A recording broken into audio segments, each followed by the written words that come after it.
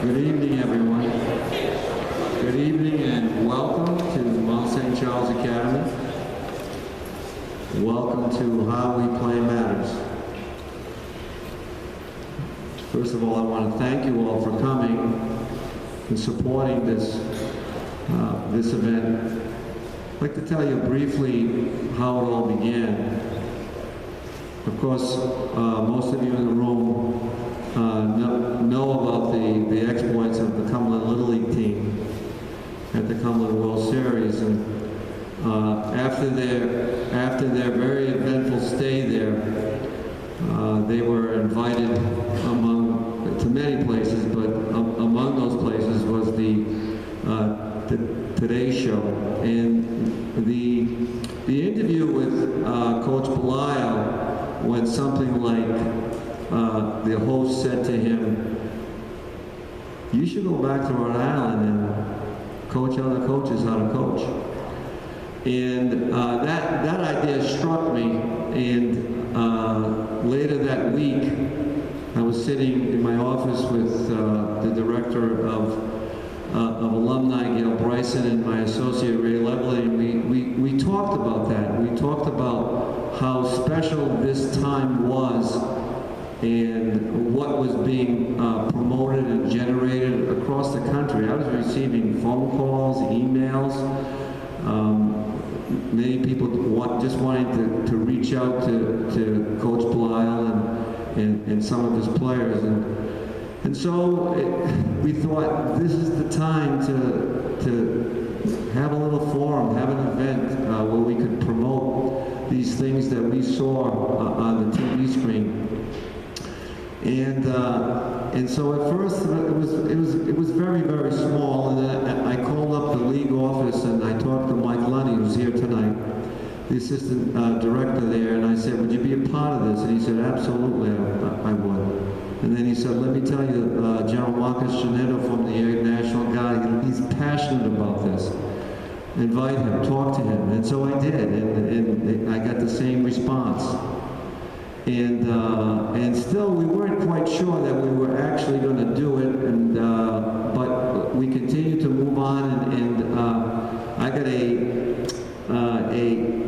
email from the Musial Award, the National Musial Award Association, and they give out a National Sportsmanship Award, and I was told that Coach Belisle in a couple of weeks would be heading down to, I believe it's St. Louis, and he is the recipient of one of their special sportsmanship awards. And then I got an email and then a phone call from one of the sports editors at Sports Illustrated, and he told me that he had nominated Coach Belisle for a sportsmanship award that is promoted and sponsored by Sports Illustrated, and that news will be coming out sometime later this year. And just today, I don't think Coach Belisle even knows this, but I got a call from Los Angeles from a woman who works for the Toyota company, and they want to do something in the area of promotion. And promoting, I'm thinking their automobile, but also at the same time promoting what this Cumberland Little League team came to represent. And so with all these things swirling around, we decided, let's do it. Let's bring people who are interested in integrity in youth sports. And wait a minute, I felt I left out one of the most important pieces. And 3 weeks ago, I was listening to WEEI Sports Talk Show, Go Local Sports on Saturday morning, and they had this gentleman, Chuck Wilson, and I remember Chuck Wilson. Chuck Wilson was this broadcaster. He used to do a lot of games here in Rhode Island. And I listened to him for about 15 or 20 minutes, and he talked about his organization, Even Field, an organization which he has founded that is built to promote integrity in youth sports, fair play, sportsmanship in youth sports. And I said, this is my guy. So I When I got to school, the next Monday, I called him. I went to his website, got his contact, and called him, and a few days later, he was in my office, and sitting down and hunkering down, and we, in 90 minutes, we put together this program for you tonight. And I hope that you will absolutely enjoy it. I hope that whether or not you're an athlete, whether or not you're a coach, whether or not you're a fan, you'll be inspired by what you see and hear tonight. I do, before I bring Chuck Wilson up, I do want to thank our support system. Adam Mercier, he's our sound guy. Ryan McCarty, he's our visual guy. We absolutely could not do without them. Penny Federici, who helped us so much with the promotion. Gail Bryson, who had a lot of ideas, which helped us move along. Of course, Ray Levely, my associate, who will be up on the stage. And all our guests, and I'll let Chuck Wilson introduce all of them. Now, who is Chuck Wilson? He was a broadcaster in Rhode Island for many years, a sports broadcaster, and he is now he's a member of the Rhode Island Radio Hall of Fame. He went on to work at ESPN Sports as a host, as a broadcaster, as a commentator. He won national acclaim for his work, and he has become known nationwide as a promoter of integrity in sports. He was named one of 100 sports educators in this country, and you will absolutely enjoy listening to him. And without anything else, ladies and gentlemen, Chuck Wilson.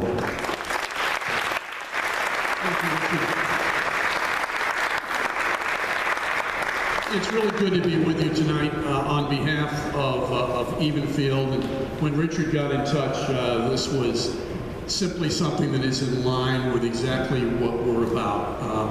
Evenfield is an organization that believes that the way you win matters. The way you win, the way you compete, the way you reach goals, the way you do everything in life matters. It isn't just win at all costs, and it isn't just do whatever it takes to win. It's also the path to get there. That part matters. And it matters because it's going to be reflected in the way for the rest of your life that you do things.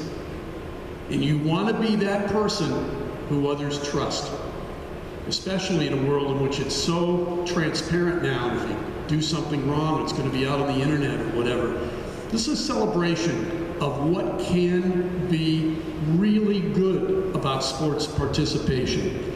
And tonight's format, we're going to have 3 different groups come up to give their perspective, from an athletic perspective, from coaches, from administrators, from people who have had real leadership abilities that they've been able to pass along. Youth sports, simply put, is more about life lessons than just the game scores. And I think the best way to start us off tonight is to go to the basic reason that we're here, and that's Dave Belisle and the Cumberland Americans, who brought not just a smile to people's faces, but really energized an entire country and, in large part, throughout the world. And they did it not by necessarily winning a game, but by showing the kind of grit and determination. We talk about it at Evenfield. Effort and attitude are 2 things in life that we alone control. We can't control the outcome. We can control the effort we put into everything we do and the attitude we bring to it. And it was pretty special. Let's go back in time a little bit, take you to the World Series, Little League World Series at Williamsport. Hear from Dave Belisle talking to his kids, not after a win, after on paper on the scoreboard a loss, but these kids are winners. Let's watch them.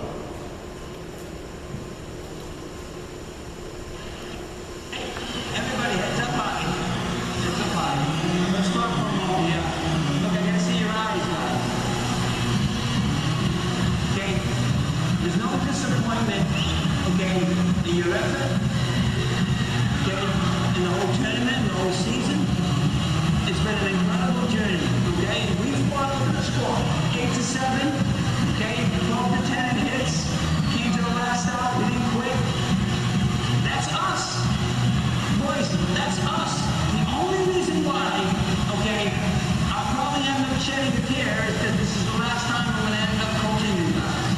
But I'm going to bring back with me, and the coaching staff are going to bring back with me, and you guys are going to bring back something, okay, that no other team can provide for you guys. That's pride. Okay? Pride. You're going to take that for the rest of your life, what you provided for a town come home. You had the whole place jumping, right?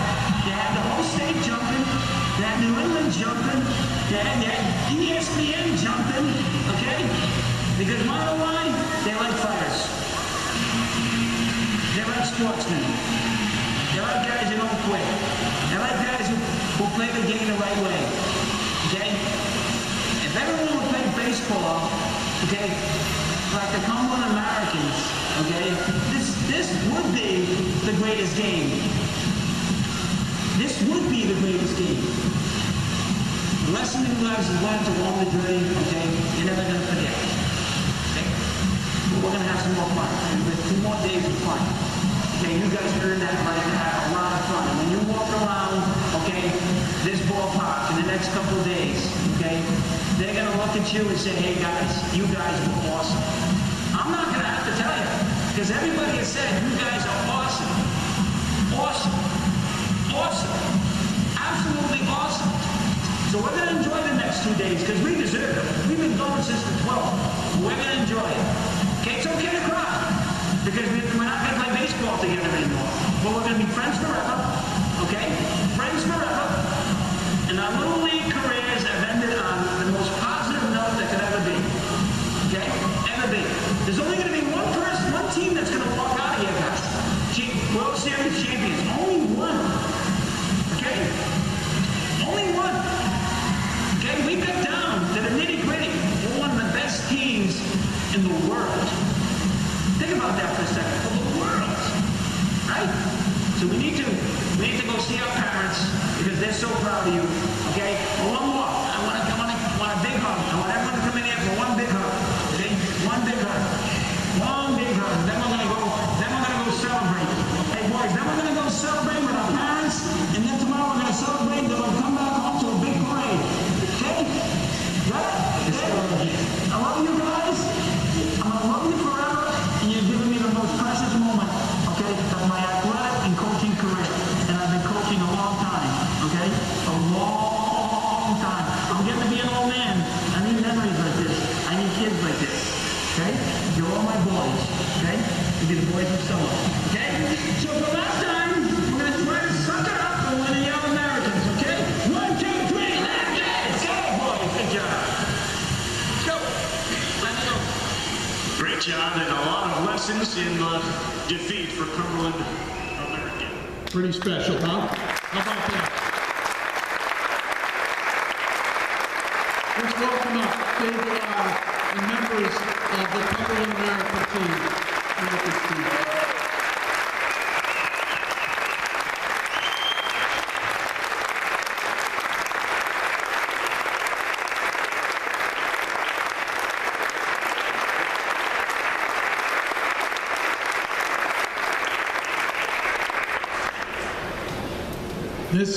This is a special opportunity for us, some time after the incredible event, to be able to get some impressions. And Dave, the outpouring from the entire world to what you had to say to your kids is still reverberating, as Richard alluded to.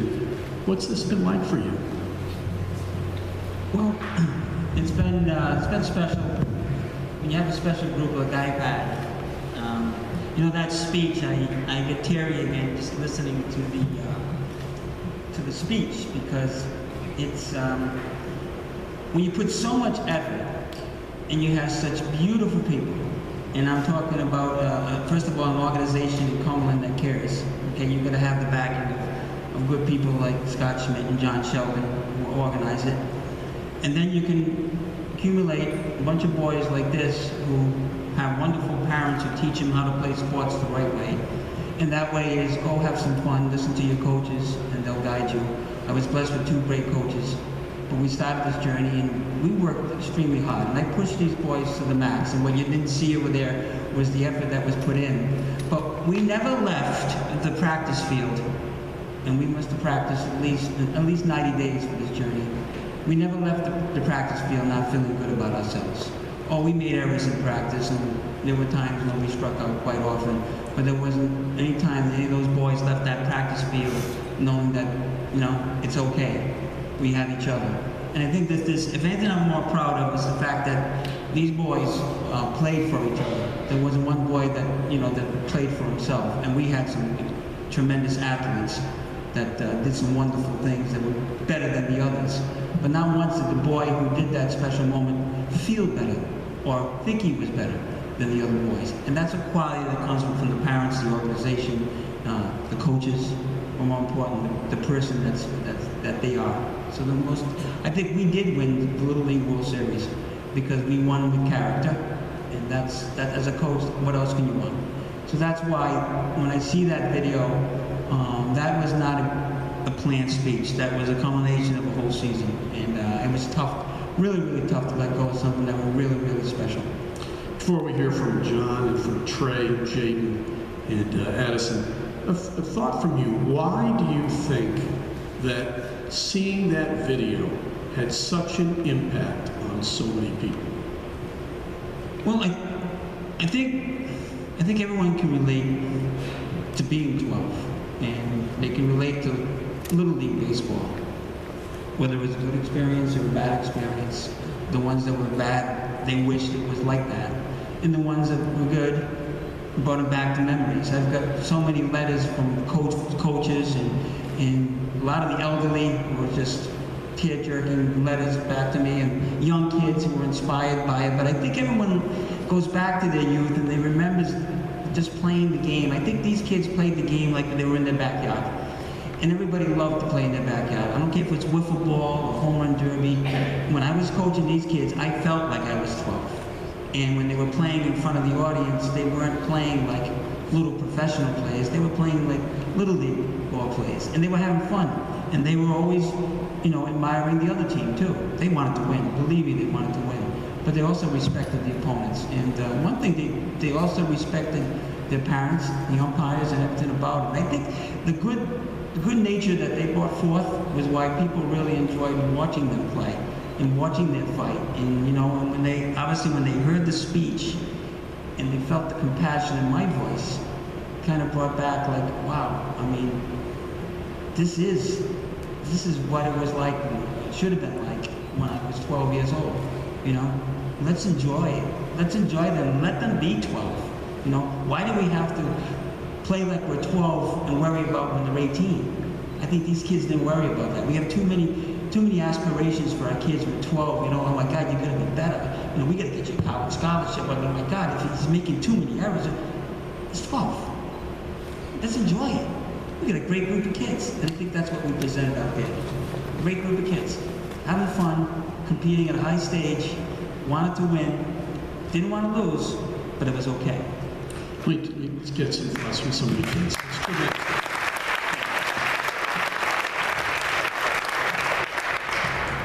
John Lau, you've got kind of a special relationship situation here. Tell us about this team. What do you think made this team special to you? Probably just like everyone cared about each other. What have you taken from the fact that this has become such a huge deal around the world? What's that meant to you? What do you take from it? Just everyone's like admiring all of us, like doing such a great job, and I don't know, it's just been cool, like everyone noticing us in the parking lot, like going around saying good job, and so it's cool. Trey Bork, your experience, what are you going to remember maybe years from now about this experience that you've gone through? I'm just gonna remember that we all cared about each other, and like it was probably the best experience of my life doing it with just these other 11 guys. when you were out there and Coach was speaking to you, and that's a pretty tough time. You guys had fought so hard, and it's come to an end. What did those words at that time mean, and what do they now mean to you? I think it really showed that our coach, he really cares about all 12 of us, and that speech came from his heart, and he really meant it. Jaden Struble, you have an opportunity to play with a group of kids and to have a special experience to go to Williamsport. You've heard what your teammates have said. What do you take from this experience? What will you remember? Well, I will always have 11 friends, really good friends on the baseball team, and I'll never forget that experience. And well, I've taken a lot from the whole Little League World Series experience. Not only that, but districts, states, and regionals. It's just been great. We lived with all of our teammates, and we just got to know each other, and we really became a family throughout those 2 years. Teamwork. Coach talked about you guys being close. We always hear words like teamwork, camaraderie, working together, and so on. What did that mean to you with this team? Well, it was demonstrated throughout the games and throughout the practices, and teamwork is just, to me, with this group of kids, is just it's just having each other's backs, and whenever someone makes an error, there was no pointing fingers. It was just picking each other up. So. In Addison Kopech, maybe a little bit of the same questions really from you. In the experience that you've had, what are you going to remember? Just about every game, how we fought hard and just didn't get up through the whole thing. We've had, I can't remember, how many extra inning games? We had so many extra inning games, we just didn't give up the whole entire time. When you now have seen what an impact that the coach's words have had, why do you think that resonated? From your standpoint, why do you think it resonated so well? What did you see in those words? Do you think that so many people were impacted by it? Well, I think everyone liked the sportsmanship that we had. The words from Coach, they showed everyone how, even though we lost the game, we still had sportsmanship throughout the whole entire tournament. And I'd like to ask any of you that have an answer for this, but when another team is pushing it in terms of rules, in terms of playing fairly and so forth, to what extent is it hard to be able to do things the right way? Your coach wants you to do things the right way, parents do and so forth, but when it comes right down to it, it's not always easy to do that. I just wonder if any of you have a thought on that from your experience, because this is a lot of pressure. It's high level. Your Little League World Series is the best teams in the world that are there. Do you have a thought, Jane? Oh, yeah. Well, there's a lot of teams that that don't play with the same respect, and they play with a lot of intensity, but they don't show that much respect for the other teams. But you just have to fight through it, and even though they don't show respect for you, you still have to show respect for them, and you just have to, when it comes down to it, you just have to win and have fun doing it. So. Dave, before we let the kids go, you're going to be staying up here afterward, but any thoughts you want to share before the kids leave the stage? Yeah, I think one thing about these boys is that they were very, very humble. And at age 12, you can be very into yourself and boast with your chest high. And as a coach, you've got to watch that so you can curtail that. But it didn't happen very often. You know what I mean? And the disappointments, is the thing that I saw didn't happen very often. And they picked each other up. And usually, as a coach, that's your job, is to pick them up when they're down. These kids, they picked each other up. They didn't want this journey to end, yes, but they didn't want each other to be sad. It's going to be okay. I think by being together so long and just battling through all the adversity they just mentioned, I think they learned not only to like each other when they were winning, but they also enjoyed each other, and it's going to be okay when they weren't winning. And I think that's what I remember most about these boys. And they could overcome adversity at such a young age, and to be able to bounce back and still enjoy each other's company. And when the game ends, as you all know, the kids, the game ends. It's the parents that are affected the most. It really is. But this group of parents, they let it go too. And I think that's important, because one of the worst scenarios is, you play the game, you You won, you lost, you had fun, and you go home and you got to hear it from your parents, and they can quickly change your mind. And that can have an adverse effect. That wasn't the case with the parents that I had this year. They were on board, and they knew the experience was a good one, and it was for the right reasons. And that's why they, you need the support of the parents. So I've got to give kudos to my parents. Fellas, thank you very much. Big hand. Cumberland Americans. Thanks, guys.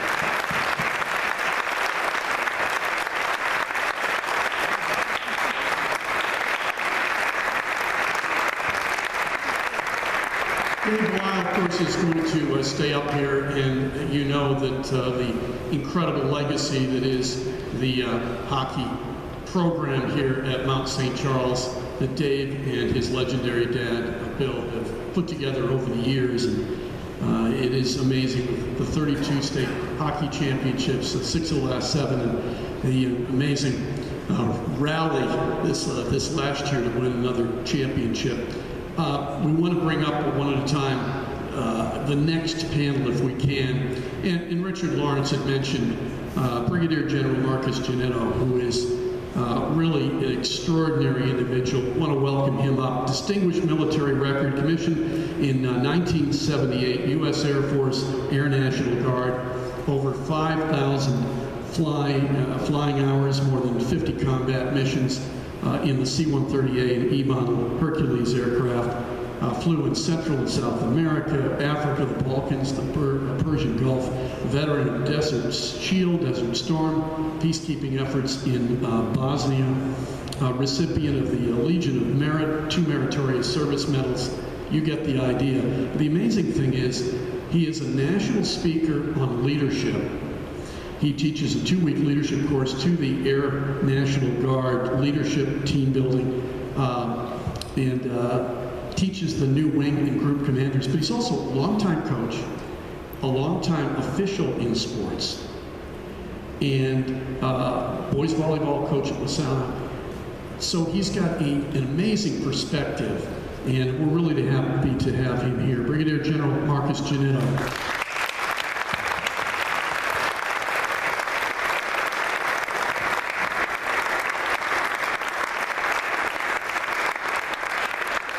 We also want to bring back up Richard Lawrence, Director of Athletics here at Mount St. Charles Academy, but it's amazing his background. Hall of Fame coach in both soccer and tennis, and also recognized leader, and I mean recognized nationally for sportsmanship. It is amazing. I've enjoyed so much hearing what he has had to say about the importance of values in sports, because that's what we're trying to do with Evenfield, to restore a lot of that has been lost in the effort to win. We want to win, got to win the right way, and let's bring up Richard Lawrence, because he's all about that.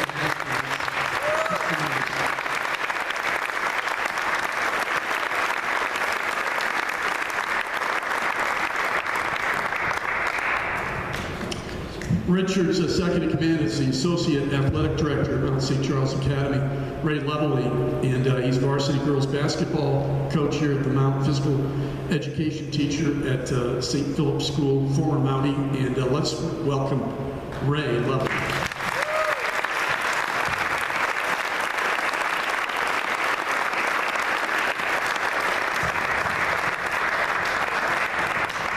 We're really happy to have Jeff Levering here as well, the voice of the Pawtucket Red Sox.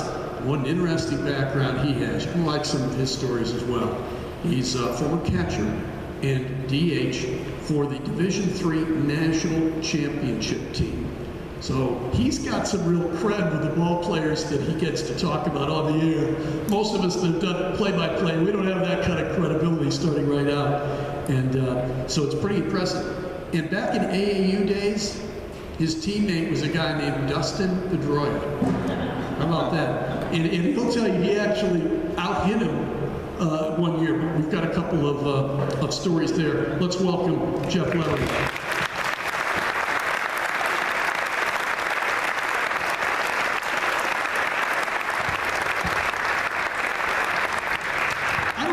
But we are really going alphabetically. We just have a group of L's here. We'll continue continue that with Mike Lunny, who's the Assistant Executive Director of the Rhode Island Interscholastic League. He is a former athletic director at Portsmouth High School, of course, was basketball coach there as well, and he's provided some additional leadership. And I'll tell you, you talk about somebody who works hard. The individuals in the Rhode Island Interscholastic League, I mean, think for a moment, overseeing all of the championships, all of these sports at the high school level. He's working 24/7, big time. Mike Lunny.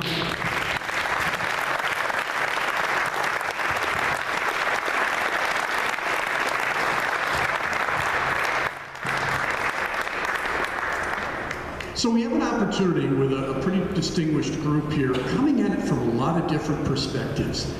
And we talk a lot about what is leadership and what are the ingredients that go into making a great leader.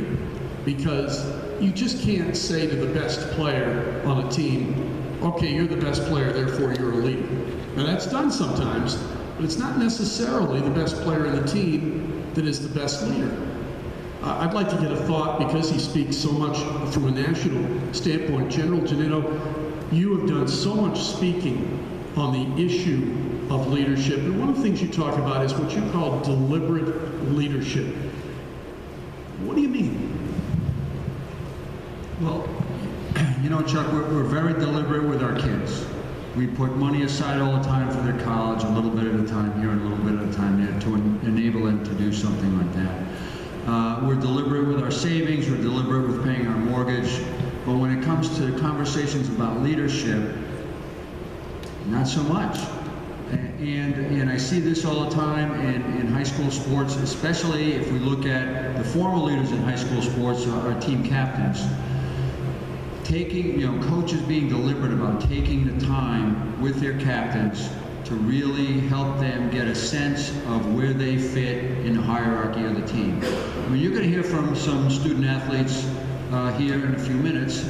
Peer leadership is hard. Peer, you know, high school kids who grew up with their friends and now are put in a position above their friends and are expected to have some oversight with things that are going on in the team and bring that to the coach when their friends are looking at them saying, hey, what makes you special? You know, very, very difficult. Peer leadership is difficult. So I think coaches and parents need to be very deliberate with these conversations with our student athletes.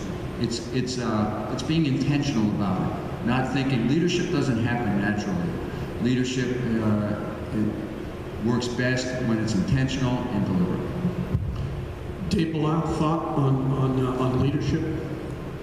Yeah, I was fortunate enough to be coached by a legend who was a former drill sergeant in the Army. And quite a leader. He's not only a leader of young men, but he's a leader of good people. He leads in the church community. He's a servant. He's dedicated to Jesus Christ. He's dedicated to his wife and his family. He's the leader of the Belial family. But when we talk about leadership, one thing I think that he leads by example, and his captains feed off of him. He allows them to lead in the dressing room. He allows them to lead on the ice. You know, he makes sure they have their place. And I think as parents, I think it's important that we do talk to our kids rather than be followers. Let's be leaders. I mean, they don't have to do too much, but you know, lead, set the example. So I think what is being said here is that let's teach our kids, you know, to be positive role models, shed the positiveness, and that's what makes a true leader. You know, somebody who's negative and is not going to be a good leader. You know what I mean? It's just going to bring down the ship. So you have to stay positive. You have to stay focused. Leadership is the quality that makes champions, and it starts from the top, but it doesn't end there. It has to be shared. And I think that's learning from the best, like I did. I've taken the role. My captains have taken the role, and now fellow seniors, juniors, sophomores, they feed into that. Without leadership, the ship is sunk. Jeff, from a leadership standpoint, you've seen both at a high school level and college level very different leadership from the coaches that you played for. Tell us about that. Yeah, it's two totally different aspects on how to teach not only the game of baseball, but how to teach growing up. My high school baseball coach, I give him all the credit in the world. We had this hard 90 rule where if you didn't bust your tail up the first baseline 90 feet, you were taken out of the game. Didn't matter if you were the best player on the team, if you were the worst player on the team, if you didn't give your best, whether you lined out at the pitcher or hit a slow ground ball to short that you were trying to beat out. If you did not go hard 90 up that first baseline, you were taken out. A good example of that, the ace of our pitching staff in high school was a guy by the name of J.P. Howell. He's now one of the best setup men in Major League Baseball. He was throwing a no-hitter in the 5th inning, and we were playing 7 innings in high school. We were seniors. There were about 15 scouts that were there, and he was hitting that game as well. And he hit a ground ball to short, didn't run hard, got taken out of the game in the middle of a no-hitter. Talk about having your ace being taken out and setting an example for everybody else. That was a big one.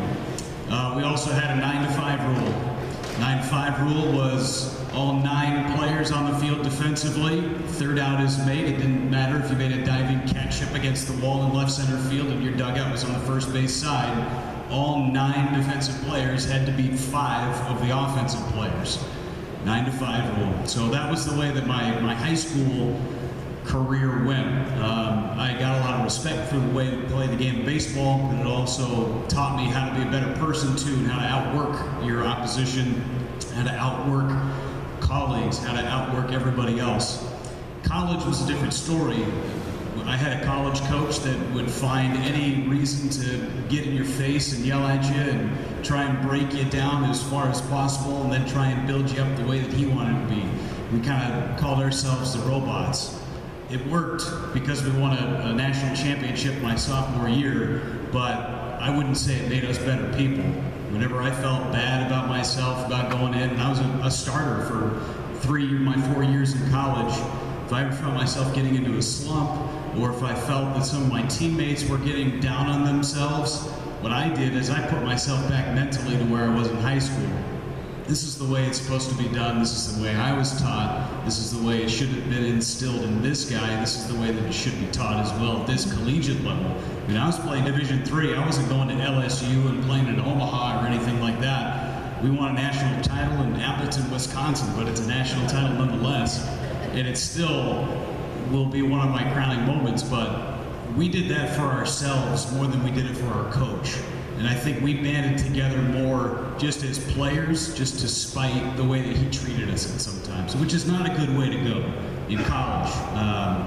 So 2 totally different schools of thought. And now that I'm in the professional ranks, how these minor league coaches coach the different levels, it's a totally different story in terms of leadership.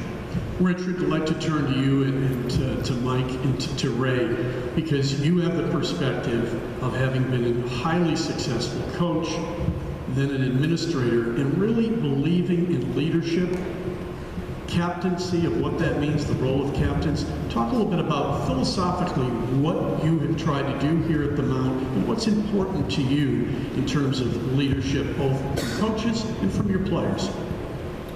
I'd say about 8 or 10 years ago, I was sitting at a conference, and it was a conference on sportsmanship and leadership.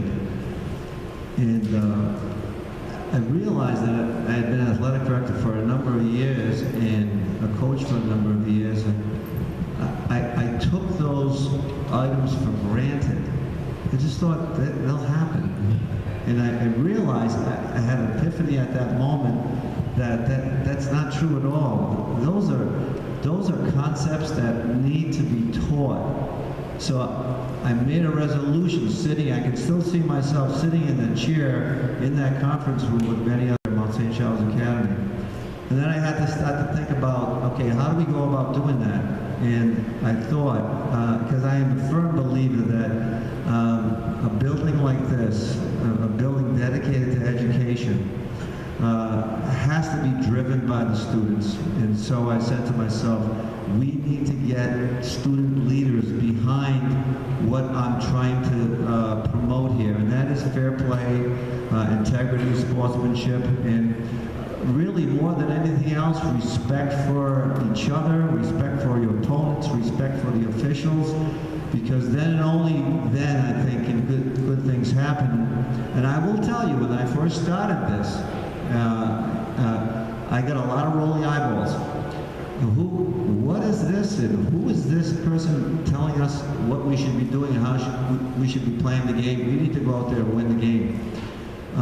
But I think that over the years, and I've done this through the student leadership, is that I needed to convince them that these things in sportsmanship were good, and that we valued them here at the school, and then we would in turn value any contribution that they had as leaders. And so how do they do that?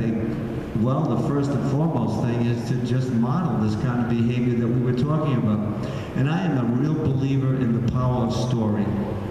And so I decided some 8-10 years ago that one of the driving forces in our program would be the telling of stories of leadership, stories of fair play and integrity, and those stories had to come from the captains. They were the ones who witnessed that, these things. These were the stories that they indeed experienced. And so what I was telling them each and every season, I was meeting with the captains of each, before each season, I was telling them they needed to write this down on paper. And then I would in turn help convey that to the school community. And okay, so here I was, and I wasn't their teacher, and I wasn't handing out a grade, but I was asking them to write essays. And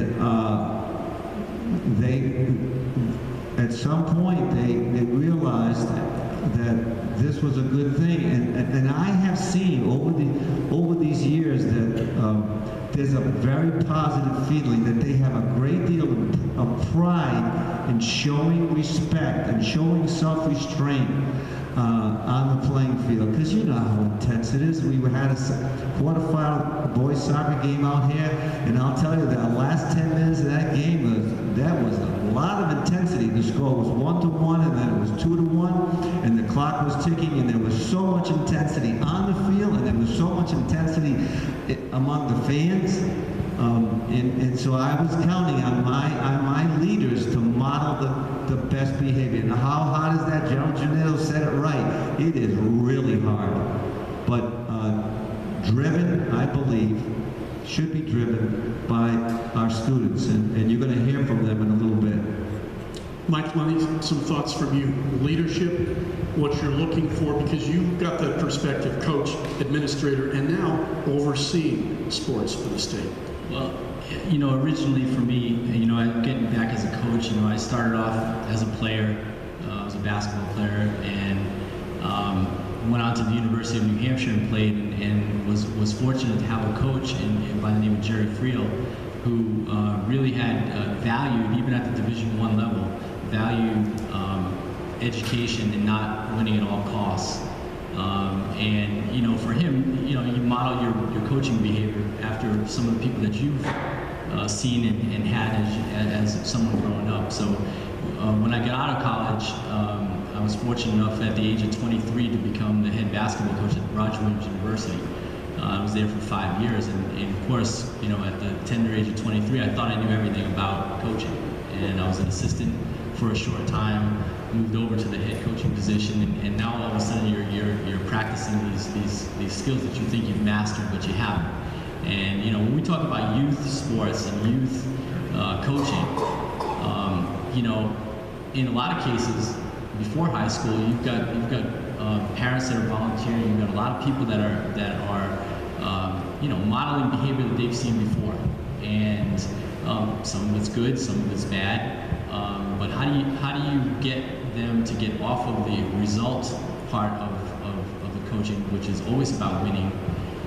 Whenever you talk to a kid after a game, it seems like, you know, the aunt and uncle come up and they'll say, hey, how'd you do today? Did you win? That's usually the first question that everybody asks.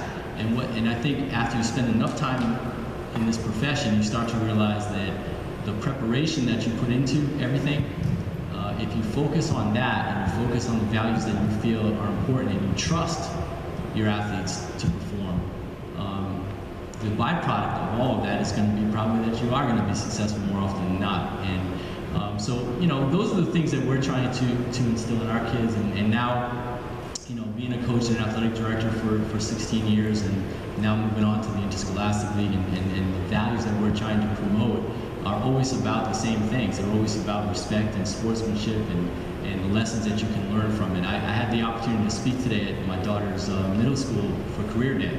And, when we got into the room, we started talking about sports and sportsmanship and things like that. I said, what is the Interscholastic League? And what is educational-based athletics about?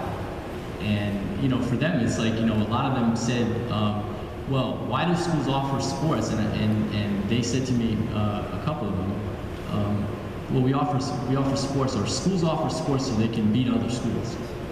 And that was a perspective from a 7th grader. And yet, once we started getting into the conversation about why schools even offer this opportunity for them, they start to realize, okay, it's about what you get back from it. That's important, and the life lessons. And so the point is, for me, as a coach, as an administrator, as someone at the league now, is always reminding people to worry about the journey.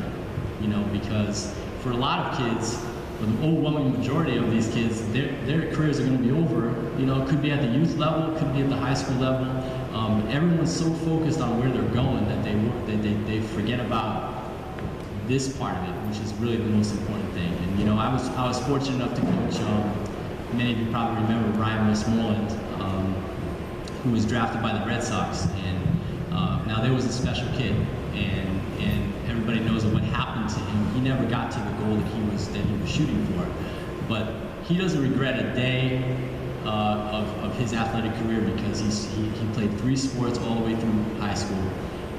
His parents instilled those things in him that, don't worry about where you're going. We know that we're going to get you where you need to be as long as you do the things that you're supposed to do. And so from, I love what Chuck said about effort and attitude, and that's what you can control. And if you can focus on those things, the rest of it's going to work itself out. And so, to me, it's just, there's nothing better than youth sports when it's done correctly, and that's what we're always trying to do.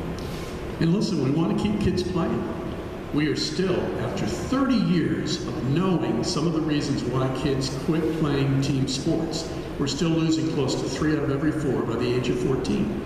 And they give 3 primary reasons. They're not having enough fun, there's too much pressure to perform, and they don't see themselves getting better.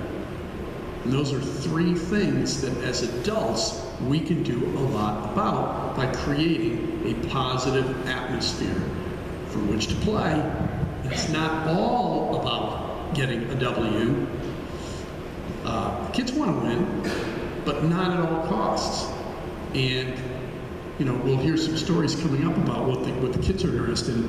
Ray, you've had a chance to hear everybody else here. You have the perspective, though, of also from a physical education standpoint of working with a lot of younger kids, too. But what's your overall perspective on this topic? I think the responsibility that we have as myself, as a coach, a teacher, as an administrator, we have the opportunity to have the kids for probably more time, more hours in a week than the parents see the kids in a week. We see them day in and day out. They're sponges. They pick up on everything. And being a good role model is the most important thing that we can do. They're going to mimic everything that you do.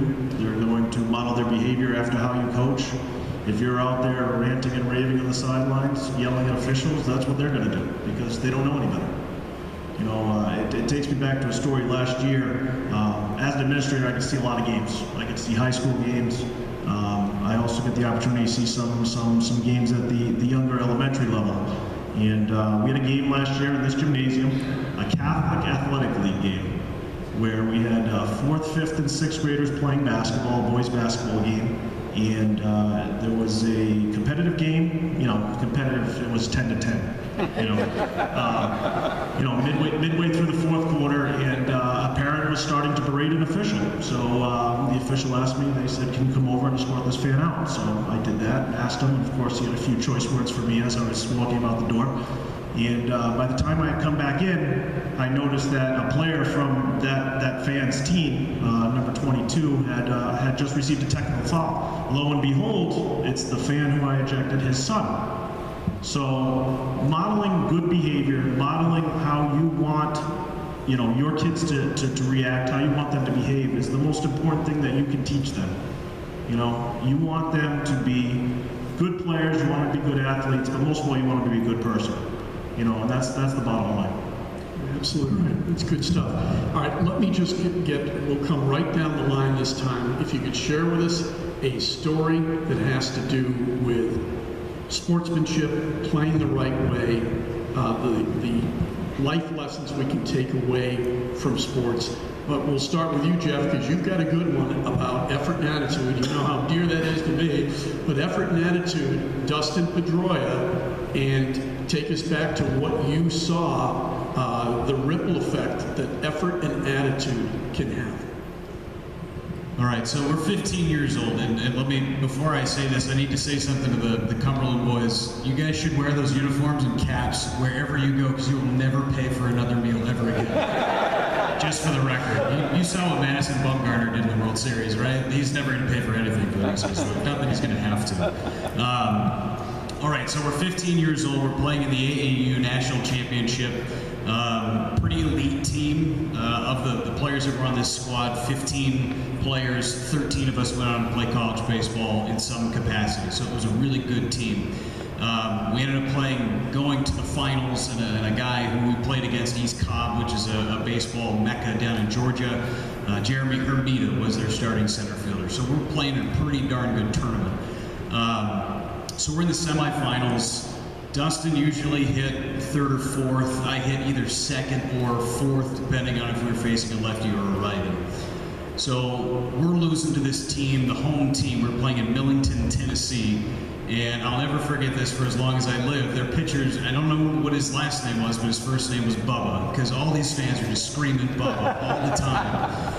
And he was dealing pretty well for the first few innings, and they were beating us pretty good. And we had a pitcher who was on the mound, and he had terrible body language, probably the worst body language you could ever have. He was missing by a little bit. He was getting upset at the umpires, and you could just tell in his shoulders he was not in this ball game.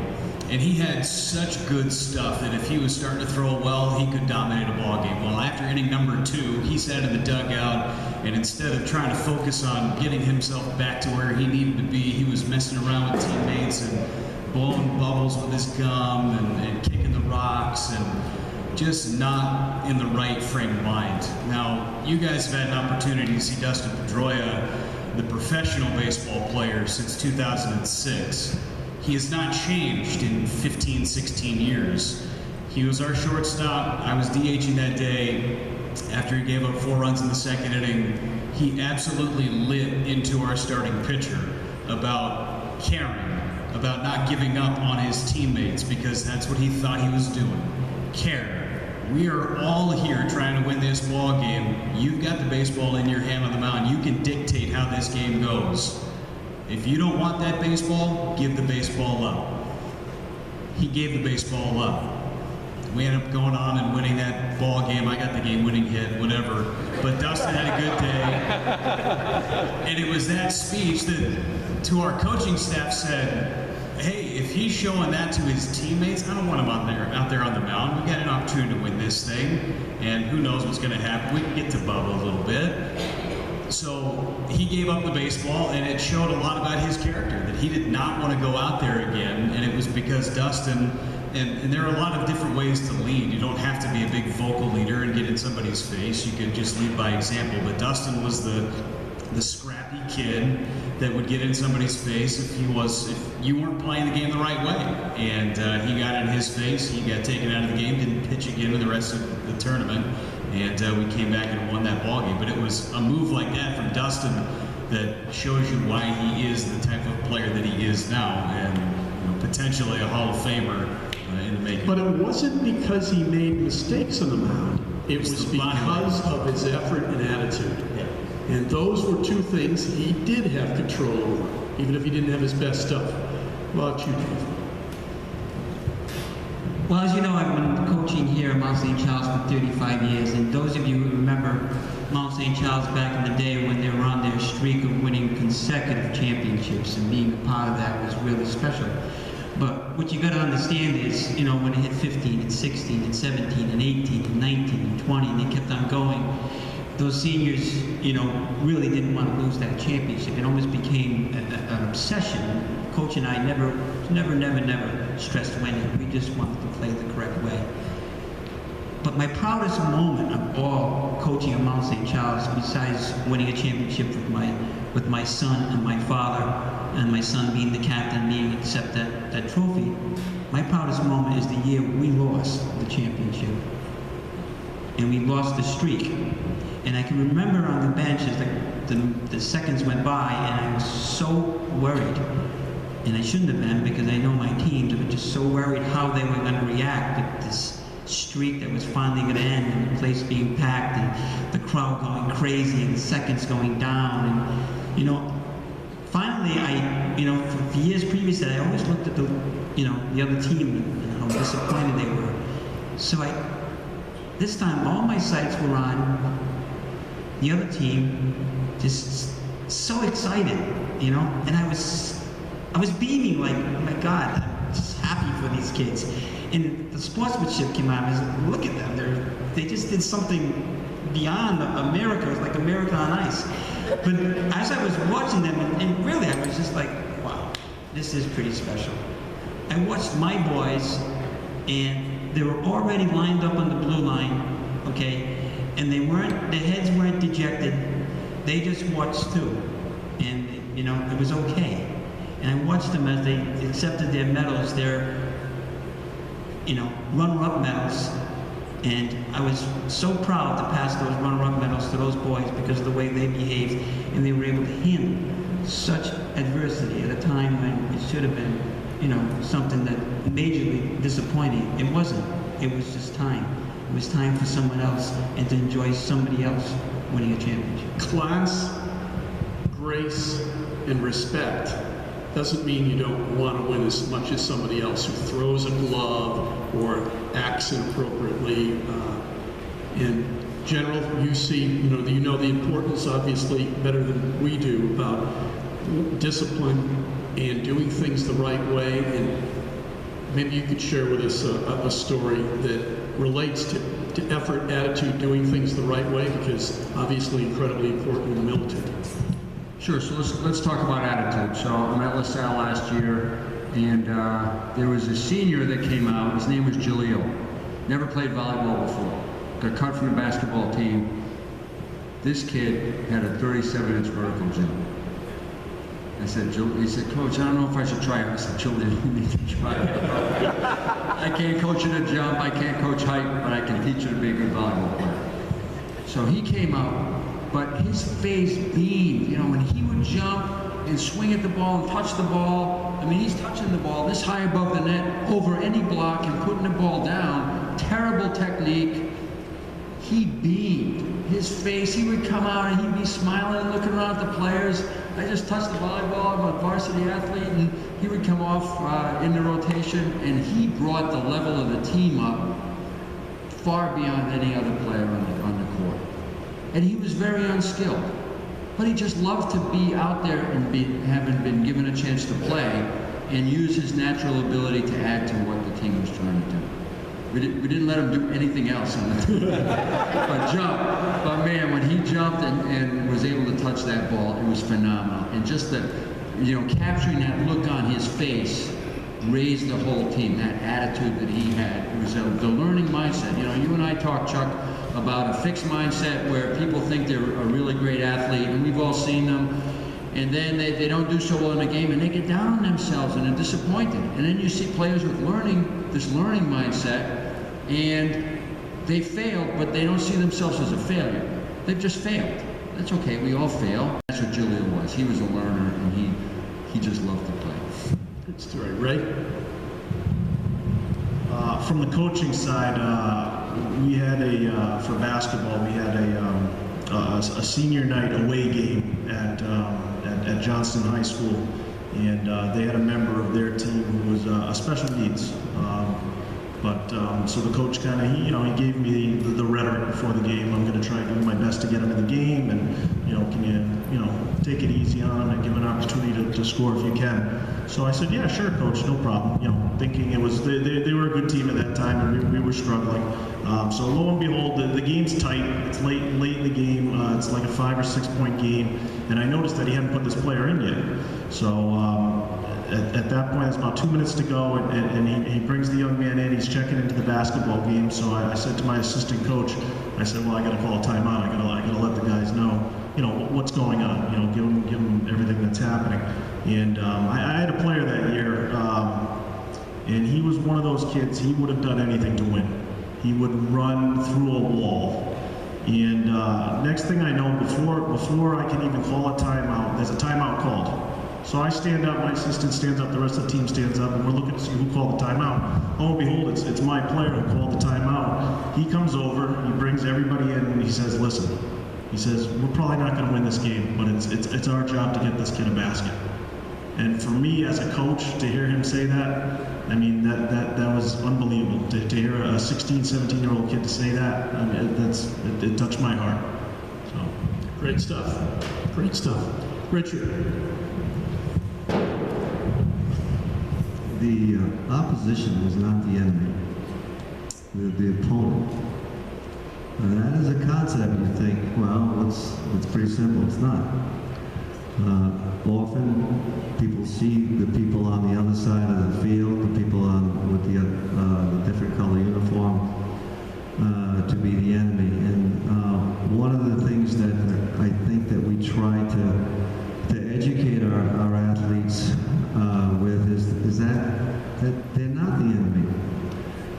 That doesn't mean that we don't play hard with great intensity, but that doesn't mean also at the same time that we can't treat them with respect. So I'm going to give you a few mini stories for the price of one, and they're all going to come back to the sense of hospitality that I have seen, I have witnessed some of our athletes practice over the course of the last couple of seasons. The first two are actually indoor track stories. There was an indoor track meet that we had with the school, and they came down to the last event, which was a relay event, and it involved the sharing of a baton and passing a baton. Well, lo and behold, the other team realized just before the event began, they had no baton with them. We had two.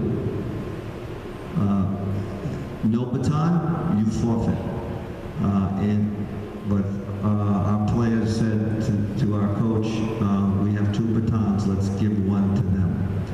And so the last event, I don't even know how that event turned out actually, but that last event went on. And another indoor track story is, I'm not even sure what event it was, but there was just before the event started, there was a frantic-looking opponent among our team members, and come to find out she had forgotten her shoes. All she had was a pair of flip-flops. And one of our players asked her what size, and she got her a pair of shoes so she could compete against us. Another very short story is a golf story. Now, golf, although I don't really know golf, the rules very, very well, if you're in a bunker and you take a practice swing, you're not allowed to kick up any sand. If you kick up any sand, then you are given a penalty stroke. Well, here was one of our players in the bunker with his opponent that he was squaring off against, and the opponent was a bit of a newcomer to the game, didn't know the rules, and he was practicing his swings, and he took several swings, and each time he took a swing, the sand was kicked up, and our players said to himself, and then later to me, he didn't know the rules, and I just couldn't tell him that he had to take penalty strokes. So the match went on, and finally, as a soccer story, it happened this year. Two players collided,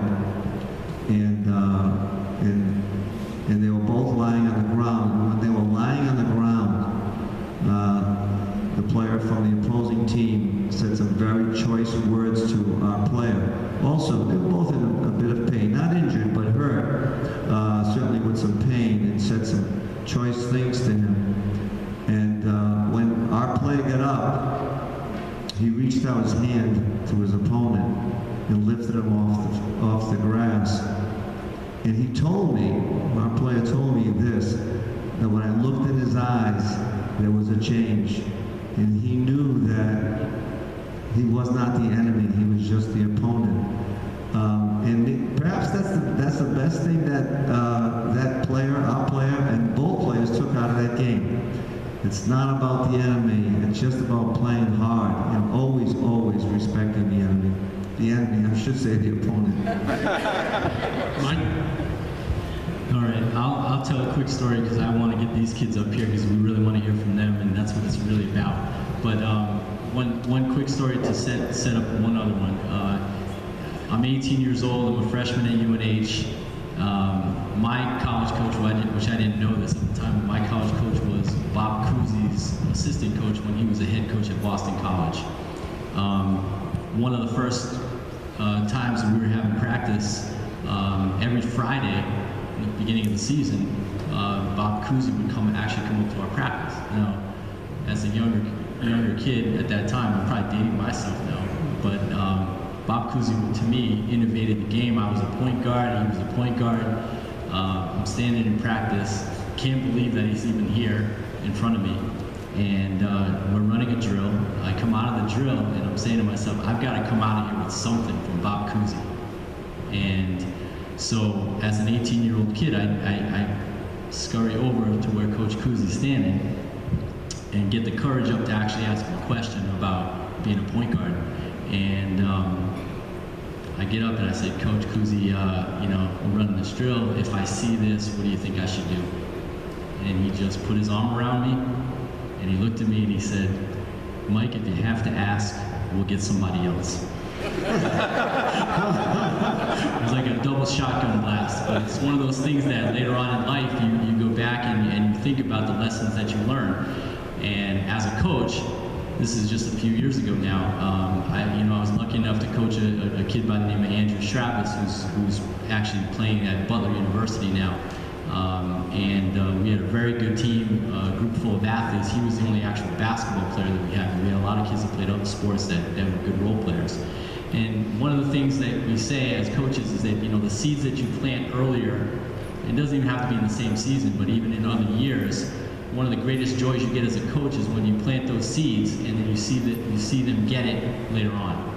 And one of the things that I was always talking to our kids about was not trying to run everything through one person and being methodical about things, to trust each other, to share the ball, do all those kinds of things that coaches always talk about. And one of my rules was when you're in a game, everybody has the green light. I told everybody, look, if you've got a shot, there's only one rule. If you've got a shot and you want to take that shot, you can only take it if you know you can make it. That was our rule. And we would always talk about that in practice. Now, as a realist, I'm saying to myself, I got a Division I basketball player, 6'7", you can dunk and shoot threes and do everything else. I want him to take 30 shots a game. But I don't want my team to feel like the ball has to go through him all the time. So, we're constantly talking about that for about a 2-year period. And we had a player who was really a defensive player. He was actually the Gatorade Player of the Year in football at Portsmouth High School, a kid by the name of Ben Willett, who's actually now playing lacrosse at Marist. He was a tremendous defender, and we're having a great year. We end up in the Ryan Center. We're 26-1. We're at the Ryan Center in the state championship game, and it's close. And the shot clock's running down in a big moment in the game, and the ball finds Ben Willett, and he's behind the three-point line. And he could not throw the ball in the ocean if he was standing on the beach. And he caught that ball in the state championship game. He turned around without even hesitating. He let it fly at the end of the shot clock, and it goes in. Okay? And so the other team calls timeout because they couldn't believe it either. And as they're walking off the court, I'm just staring at him because I'm saying to myself, there's no way you knew you could make that shot. And he turned to me and said, no, coach, I knew I was going to make it.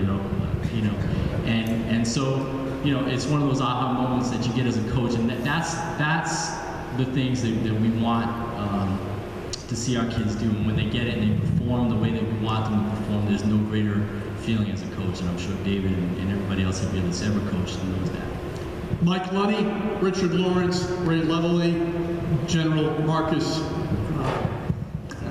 Janito, and Dave Bilal, and Jeff Levering. Thank you, guys. Thank you very much.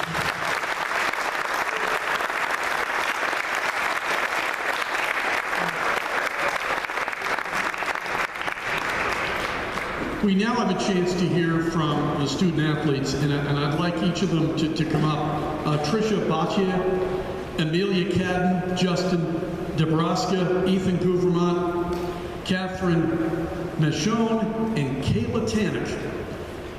The first five are here representing their school, Mount St. Charles Academy, and Kayla is from Smithfield and is here as a member of the Student Advisory Board for the Rhode Island Interscholastic League. So you've had a chance to hear lots of stories, and Tricia will start at this end and go down. Sportsmanship, fair play, teamwork, doing things the right way. What's the story you'd like to convey to the audience here? What have you got? Okay, so the story that comes to mind when I think of sportsmanship is that of the #1 player of the Mount St. Charles girls varsity tennis team. When you get to that point, the competition, it gets very intense. The girls are vying for state championship spots, national championship spots.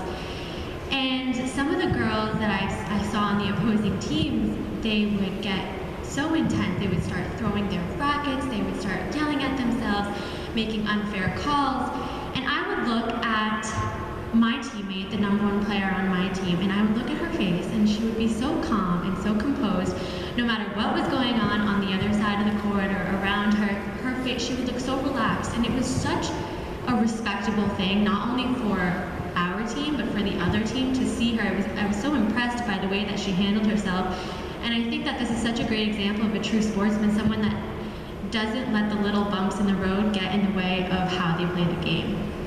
By the way, Tricia, not only co-captain in tennis, she is the co-founder of a nonprofit called Pass the Plate, A Fight to Feed. It's an organization that helps bring greater awareness to food security and to those really in need, and donating food. She has done an unbelievable job, she and her co-workers, with this. So pretty special stuff that she's doing with a nonprofit. I've just thought about that.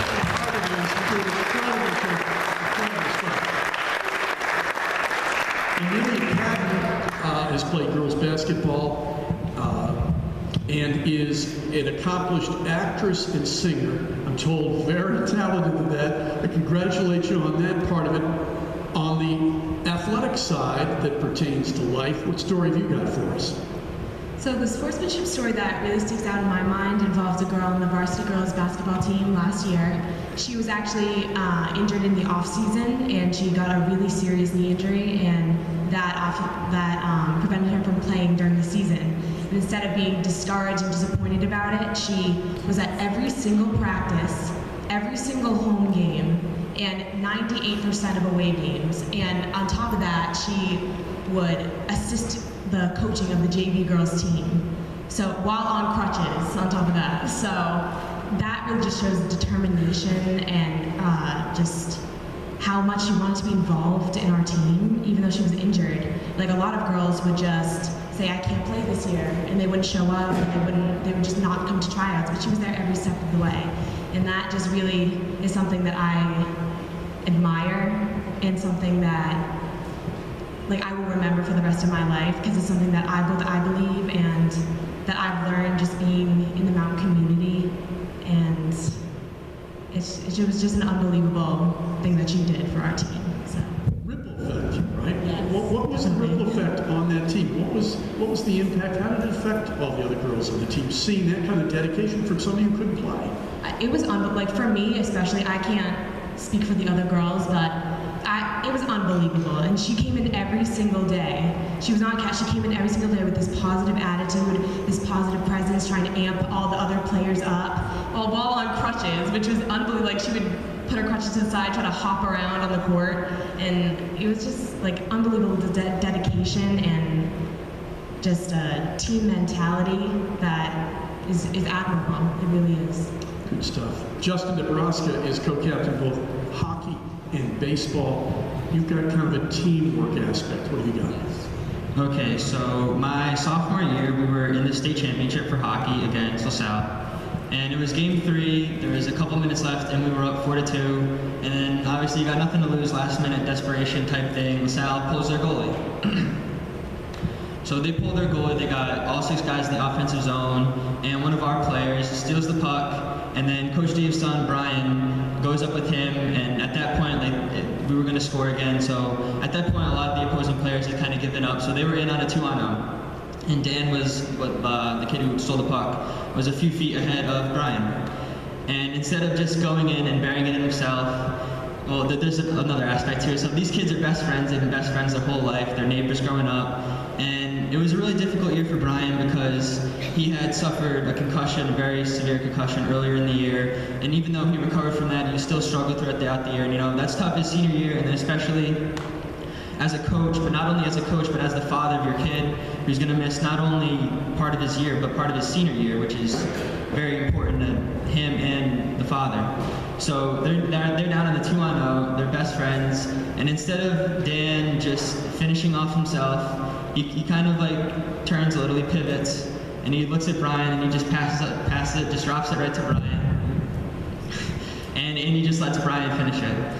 And I just thought that really demonstrated not only, like obviously we won the game and that was great, but that's not really what it was about. It was about the team aspect and how we were together as a family, and then obviously the backstory of Brian missing a significant portion of the year, plus these 2 kids being best friends since they were little kids, really added to just how amazing this moment was. And then I can kind of bridge this to how I'm kind of doing my best to explain it in words, but like it is hard to put into words what it's like to play for the program here, and I'm sure Coach Dave can attest to that, being a player and now a coach for so long.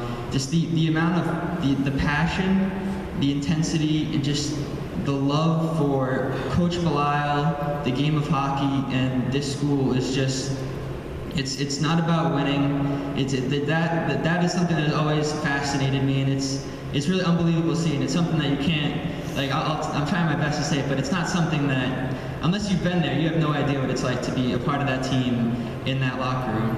And then you would think that a school that has won 43 state titles, a number of regional and national titles, a school that is known to have very prestigious hockey program, isn't about winning at all. And Coach Dave touched upon that. He said at times in the locker room, like, obviously we're here to win and do our best, but it's about being good sportsmen and leadership. And Coach Dave last year, after one practice, pointed something out to me that I had never noticed. He said that Coach Bill, and like I noticed this later going into Coach's office, that he has team pictures, medals, ribbons of 2nd, 3rd, 4th place teams that did not win.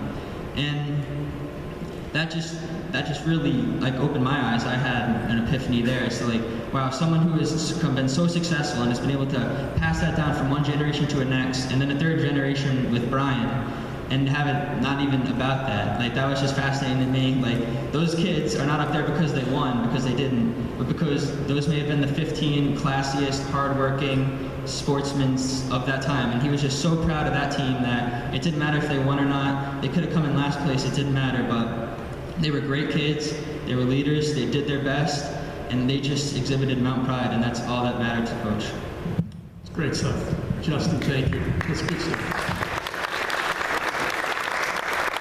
Ethan Gruberman, from a tennis players, undefeated in 2014, team which is pretty outstanding. Student Leadership Association, you've been involved with the All-State Jazz Ensemble, trombone. So you've done a lot of different things, but actually your story comes from managing the tennis on the girls' side. Tell us about it. Yeah, it was a great experience this past fall. Mr. Lawrence asked me to manage the girls' team. And I know a lot of the girls personally, so it's, I think it was spoken about earlier, how it's difficult for students to take on leadership roles when it's your peers and it's people that you're normally seeing as equals to become their coach. it's kind of hard to change the dynamic between people you're saying hi to in the hall and then saying, well, you really need to work on your backhand today. Sometimes it's like, all right, Ethan. Throughout the whole season, I was constantly impressed by how composed and polite and hardworking all the girls were. During one of the most competitive matches of the year, one of our girls, our first singles player, was playing a really tough match against a very, very powerful opponent. She lost in the first set, and in the second set, she managed to come back, and what she believed was she won the second set, but there was a dispute over the score. And so the players in tennis, it's all about the students judging the score. They have to call the balls out. There's no officials on the courts. So there's a lot of honesty involved in tennis. And when our player, having thought she'd won the set and come back in the game, you get a feeling of relief. And then she's challenged by her opponent saying, that's not the score, we have to play another game. And so they had to talk it out. There's no coaches involved, and they very calmly spoke back and forth, relayed every single point, and eventually it came out that our player was correct and that she had won the set. But between them, there was no animosity. It was just pure sportsmanship. They were just trying to figure out who was the correct person in the end, and who was the correct person did end up winning the game. And it just shows that being calm and being a good sport eventually will lead to great things in victory. Good stuff, Ethan. Thank you. That's good. These are the kinds of decisions that kids can make that need to be supported. Catherine has shown girls volleyball, senior co-captain of a young team, also treasurer, National Honor Society, working with Best Buddies as well. Your story is one about sportsmanship, a little bit of empathy, by the way, empathy, compassion. These are strong qualities. They're qualities of strength. What's your story for us? I want to talk about the time we injured our opponent. And in volleyball, that can't really happen. Like, there is no contact in volleyball. But our player landed under the net. And basically, the other player landed on our player's foot and severely sprained her ankle. Which, in a big rivalry game, is bad enough, but it was late in the season. Which meant that this team would be losing one of their players for playoffs. And she was a great sport about it. She didn't cry, she didn't get mad at us. She was helped off the court and she sat the rest of the game. What impressed me the most was afterwards, when our entire team, both coaches and a lot of the parents went up to her, not only asked her if she was okay, but helped her to her car, got her new ice packs, helped her pack her backpack and her homework up from the stands where she was doing it before the game. It showed me that it's not always about the rivalry, it's not about winning, it's about the community that the sport creates. And in order to have pride in that community, in order to have pride in my team, we need to do a good job of respecting our opponents, of respecting the game and playing it the right way. And that instance showed me that we can play the right way and we have something to be proud of. Outstanding. As a member of the Student Advisory Board, as we mentioned, Rhode Island Interscholastic League, co-captain field hockey in Smithfield, plays lacrosse as well. And again, it's teamwork, right? Camaraderie, and some of the best moments in life are the ones that we share.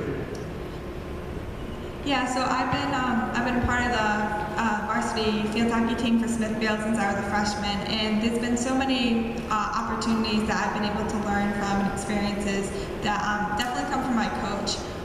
She's an incredible person, and each game, each season we have a different Aesop fable that she reads, and this year I've had 2 state championships in Division II and 1 runner-up. I've been on the winning team, I've been on the losing team, I've seen it all. This year we moved up to Division I, which we knew would be a challenge.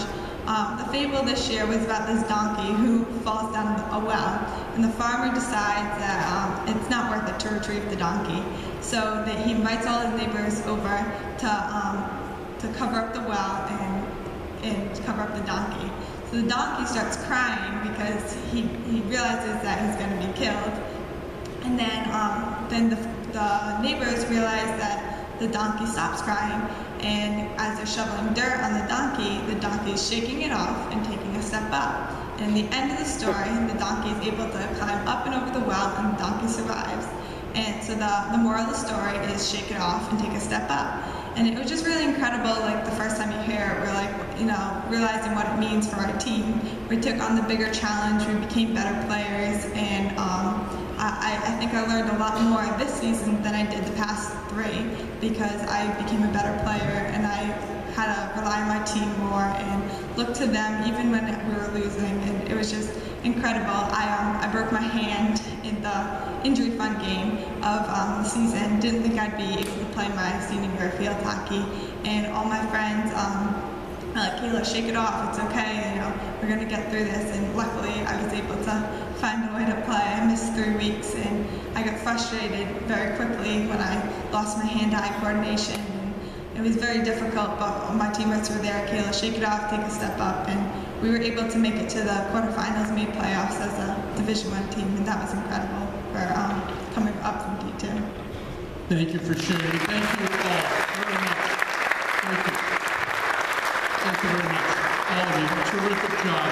These are student athletes, okay? These are student athletes. I just have a couple of words before we let you go. We've run long, and we apologize for that. But this is a night in which you have heard from coaches, administrators, you've heard from these players, you've heard from Coach Belisle and these other leaders. We have the opportunity as adults to send the right message to our kids about what's important in life. I believe in that universal saying that what you focus on expands. We've got to talk about character, and we have to emphasize it as a priority in our kids' lives. And when you hear some of these stories up here, and you see the words and the impact that Dave Belisle had through the way that he talked to his team, and the lessons that they're going to be able to take forward in future times when they face adversity or they face a disappointment, it's pretty special stuff. Let's model the behavior we want to see in our kids. Let's remember that when we're supporting them at games, we've got to be respectful. We have to send the message of what's important. Do we want to win? Sure. We get caught up in it. We're competitive. We want to win. But at the end of the day, the most important thing are the life lessons that our kids take from these games, not just the game scores. I thank Richard Lawrence for bringing this together. Ray did a terrific job. The staff here at the Mount has been tremendous. Adam Mercer, thank you very much on the audio side. Terrific job. Ryan McCarty with all the video tonight. And thank you for taking the time. It's busy, the day before Election Day, everything else, to come out and to take a look at what sports can be at its best. My name's Chuck Wilson. The organization that I found is called Evenfield. You can check us out, evenfield.org. You can support us. It doesn't have to be financial, it's nice, but just follow us on Facebook. It helps us. And that's Evenfield.org, all over social media. We are here, as you heard tonight. I'm right with Richard on this. Stories are powerful. We're using storytelling, positive peer influence, and we're using mentoring to be able to get across to kids the important life lessons that they can carry forward. Thank you for joining us tonight. It's been a wonderful evening with you. Safe home.